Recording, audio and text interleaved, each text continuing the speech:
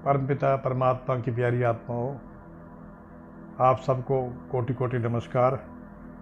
मैं आज को आपके शरीर के बारे में, जो हमारा शरीर है, इसके बारे में थोड़ा सा ज्ञान देना चाहता हूँ।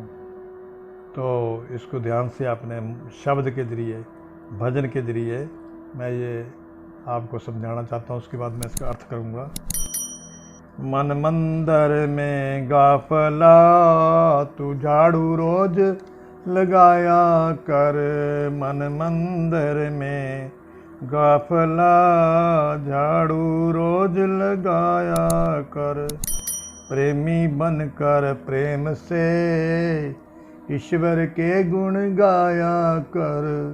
प्रेमी बनकर प्रेम से ईश्वर के गुण गाया कर। सोने में तो रैन गुजारी, करता दिन भर पाप रहा। सोने में तो रैन गुजारी, दिन भर करता पाप रहा। इसी तरह से तू बंदे करता समय बर्बाद रहा। इसी तरह से ऐ बंदे तू करता वक्त बर्बाद रहा। प्रातः काल उठ प्रेम से, प्रातः काल उठ प्रेम से ईश्वर के गुण गाया कर।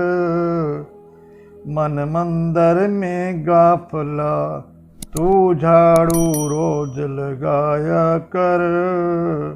प्रेमी बनकर प्रेम से ईश्वर के गुण गाया कर। दे दुनिया दुखिया तेरे पास खड़ा है, तूने मौज उड़ाई क्यों? दुखिया तेरे पास पड़ा है, तूने मौज उड़ाई क्यों? भूखा पड़ा पड़ोसी तेरा, तूने रोटी खाई क्यों? भूखा पड़ा पड़ोसी तेरा, तूने रोटी खाई क्यों? पहले सबसे पूछ कर, पीछे भोग लगाया कर।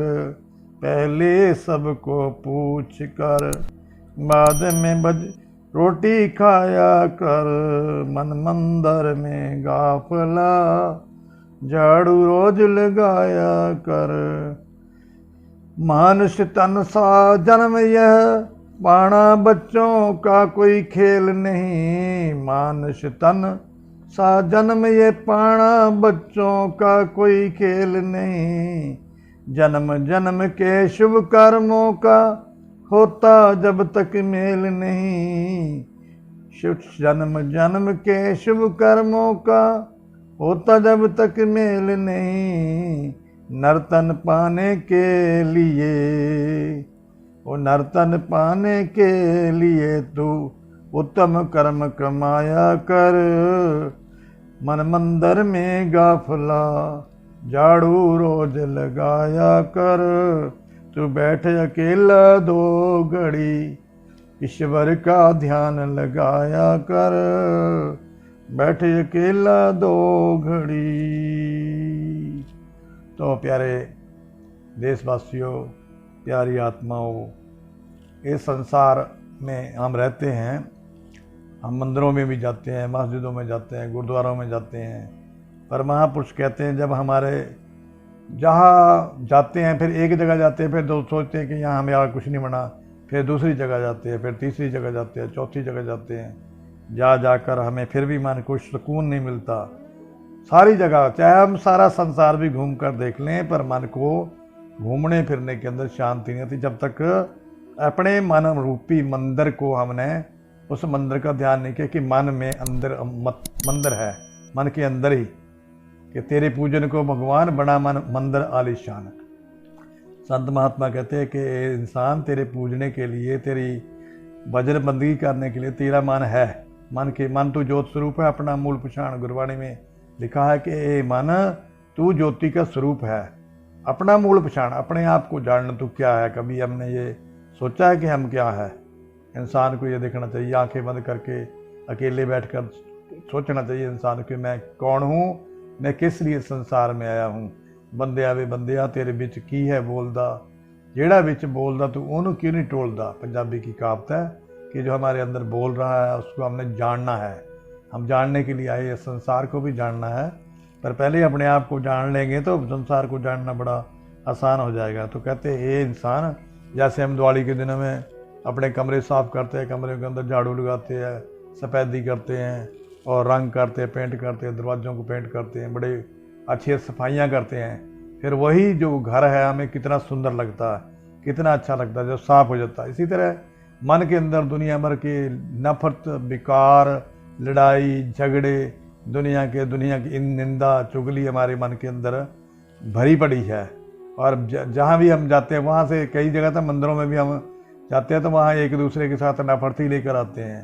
तो वचन सुनने के बाद भी हमारे मन में उसका फैसला करते हुए इसने कुछ नहीं बोला, ठीक नहीं बोला।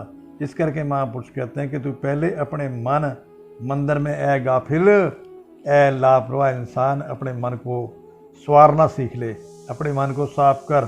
तब के रोज़ रोज़, जैसे हम रोज़ रोज़ घर में झाड़ू लगाते हैं, ऐसे ही अपने मन के अंदर झाड़ू लगाना, राम नाम के झाड़ू से, राम नाम की माला से, राम नाम के झाड़ू से। जैसे जैसे हम देखो, एक बार राम करेंगे उसकी बात अलग है, 2 बार करेंगे, 3 बार करेंगे, 10 बार करेंगे, या 100-50 बार हम राम राम करेंगे तो हमें राम राम की शांति मिलनी शुरू हो जाएगी। क्योंकि इसके ऊपर भी हमें समय लगाना पड़ता है। जब किसी चीज़ को हमने खाना है, बनाना है, उसको शांति से अच्छा बनाना है, स्वाद बनाना है, तो उसको प्रेम और विश्वास से, विश्वास भी इंसान को पहले तो परमात्मा के ऊपर विश्वास करना है। और ये भी समझना, साधु संत महात्मा कहते हैं कि इंसान तेरे अंदर ही वो परमात्मा बैठा है, तेरे मन के अंदर बैठा है। अपने मन के अंदर से पहले विकार निकाल, अपनी बुराइयां जो है दूसरों के पीछे इकट्ठी कर रखी थे ना।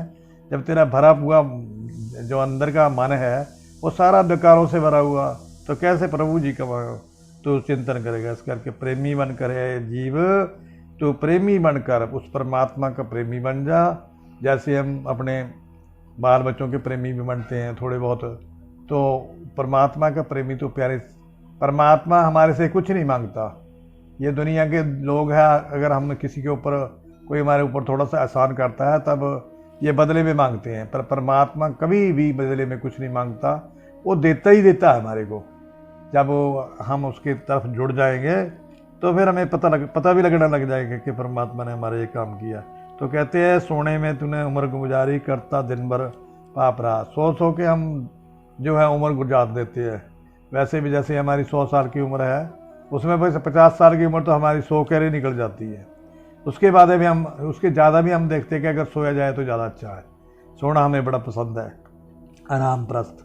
तो इस करके जो प्रभु को भी पाना है तो उस सोने वाली उम्र में से ही चलो दुनिया में काम करना वो करो। जो सोने का समय है, जैसे 10 घंटे हमारे पास है, 10 में से 8-9 घंटे सो जो, 8 घंटे, 1 घंटा प्रभु को दो उसमें से निकाल कर, ऐसे निकालना ही पड़ता है। इसी तरह जब हमने कोई काम करता, तनख्वाह में से थोड़े से पैसे रखते हैं ना, तो ये काम करना है, इसके लिए रखने हैं, थोड़े थोड़े करके जोड़ते हैं। ऐसे ही थोड़ा थोड़ा समय जोड़ो, जोड़कर उसको परमात्मा के ध्यान में लगाओ।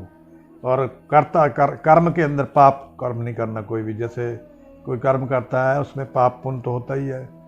पाप कर्म किसको बोलते हैं? जो पाप कर्म वो होता है जो हमें भगवान से दूर करता है। पुण्य कर्म कौन सा होता है? जो हमें भगवान के नज़दीक ले जाता है, उसको पुण्य कर्म कहते हैं। जो भगवान से हमें दूर ले जाता है वो पाप कर्म होता है। तो महापुरुष कहते हैं कि दिन भर तू पाप कर्म के बारे सोचता रहता है। मन वचन कर्म से ही पाप होता है। पहले मन में सोचना, फिर मुंह से बोलना, फिर अपने हाथों से करना, इंद्रियों से करना, ये पाप 3 प्रकार का होता है। इस करके इसी तरह से बर्बाद तू बंदे करता अपना आप रहा। अपने आप को तो जो अपना तेरा जीवन है वो घटता जा रहा है दिन पर दिन। हमें तो लगता है कि जीवन बढ़ता है। माँ सोचे दिन बड़ा हो, सुत बड़ा होता है, इतना ना जाने कि दिन दिन अवध घटता है। माँ कहती है कि मेरा बच्चा बड़ा हो रहा है, पर ये नहीं पता है कि बड़ा हो रहा है कि छोटा हो रहा है। इस करके जीव जो है जब जन्म लेता है उसके बाद ये घटता है, दिन पर दिन घट रहा है। अवध घटा है दिन स्नेह नारे। महापुरुष कहते हैं कि तेरी अवध जो है दिन रात घट रही है। जैसे फूटा हुआ घड़ा होता है, उसके अंदर से पानी रिस जाता है, थोड़ा थोड़ा करके खाली हो जाता है। ऐसे ही हमारे को भी श्वासों के जरिए हमारे श्वास जो है ये ख़त्म होते रहते हैं। तो प्रातःकाल फिर कहते हैं इसी प्रातःकाल उठ प्रेम से प्रेमियाँ ईश्वर के गुण गाया कर। हे प्रेमी, हे परमात्मा के प्यारे, तो सुबह सुबह अमृत बेला उठकर जल्दी उठो, स्नान करो। स्नान करने के बाद अपने प्रभु का ध्यान लगाओ, उसमें थोड़ा बहुत समय लगाओ, ताकि दिन भर शांति रहती है। फिर जो इंसान दिन भर शांत रहना चाहता है तो सुबह सुबह भजन करो परमात्मा का, जैसा भी आपको आता है। परमात्मा जैसा आपको भजन आता है उसी से खुश हो जाता है, क्योंकि प्रेम का भूखा है। प्रेम, भजन प्रेम ही है। जो इंसान को ये है कि मैंने करना ही करना है, उसको तड़फ लग जाती है कि मैंने करना है। जैसे हमें रोटी की भूख लगती है, हमें अगर परमात्मा के नाम की भूख लगने लग जाए कि हमने भगवान का भजन नहीं किया, वो भी भूख होती है, एक सच्ची भूख। तो भूख लगने के बाद जब हम वो खाते हैं उस भोजन को, हरि नाम के भोजन को, तो फिर भूख लगने के बाद हमें सुख मिलने शुरू हो जाते हैं। ऐसे सुख उससे प्राप्त होते हैं जो हमें फिर कष्ट करने की ज़रूरत नहीं है, सहज में ही हमें मिलते रहते हैं। तो इस करके महापुरुष कहते हैं सबसे, जो जैसे दुनिया में महापुरुष दान पुण्य के लिए कहते हैं, दुखिया तेरे पास खड़ा है तो उन्हें मौज उड़ाई क्यों। कोई दुखिया बेचारे के पास कपड़े नहीं है, जूता नहीं है और दवाई नहीं है, और वो बेचारा दुख में पड़ा हुआ, आपके पास साधन है, अगर तू मौज मस्ती कर रहा है, वहाँ उसके सामने खड़ा होकर वो रो रहा है दुखी, तो आपका फर्ज बनता है कि उसकी थोड़ी बहुत जितनी भी मदद कर सकता है करनी चाहते हैं। कहते शब्द बोलने वाला कहता है कि तेने क्यों मौज उड़ाई है वहाँ, जब तेरे पास कोई दुखिया खड़ा था, भूखा प्यासा पड़ा पड़ोसी, तूने रोटी खाई क्यों। कि तेरे पास कोई पड़ोसी है, तेरा भूखा, उसके घर में आपको पता है कि खाना नहीं बना, उसके पास है नहीं, पूछ लो उसको कि भाई खाने खूने के लिए इंतजाम है, कोई सब्जी नहीं है तो भाई ले ले, थोड़ी बहुत खा ले रोटी। अगर रोटी नहीं है तो जो हमारे पास है 2 रोटियाँ, 2 प्रसादे, कोई गरीब हो तो उसको दे दे, कोई फ़र्क नहीं पड़ता।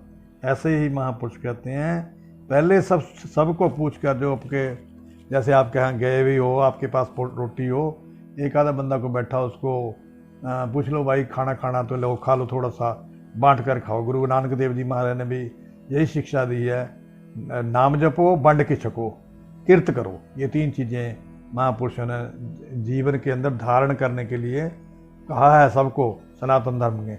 क्योंकि गुरु नानक देव जी भी सनातन गुरु हुए हैं, उन्होंने भी सनातन धर्म का ही जो है, सनातन धर्म क्या है, परमात्मा का नाम, यही तो धर्म है, सच्चा धर्म। हमारे कहते हैं सर्वश्रेष्ठ धर्म सबके अंदर जो है, हरि का नाम जपो, निर्मल कर्म करो।